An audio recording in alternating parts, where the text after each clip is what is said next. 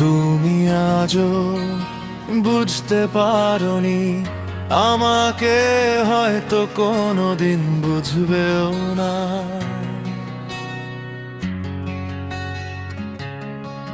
আমার ওই মৌনতার আড়ালে কতটুকু হাহাকার ছিল, আমার ওই হাসির নেপথ্যে কতটা জল জমেছিল, তার হিসেব তুমি কোনোদিন নাওনি।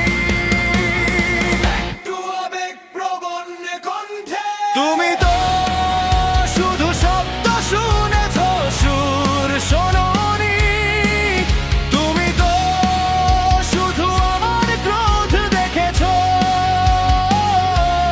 তার পেছনে আর্তনাদ দেখোনি।